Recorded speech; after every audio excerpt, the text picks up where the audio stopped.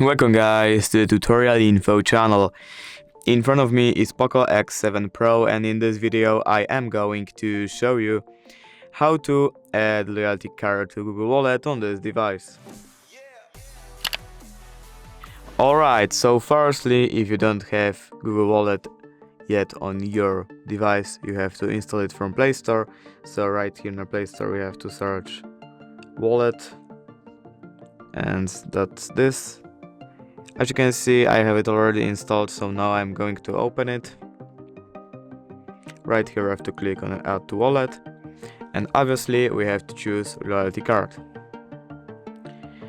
Here are some popular nearby loyalty cards that we can add. I am going to, for example, show you this one. And look, here we can scan the QR code of our loyalty card using our camera, or else we can just enter member ID manually. And when we are done, all we have to do is just click Add to Wallet, and basically that's it. If you did enjoy this video, leave a like and subscribe. Thank you guys for watching. Bye!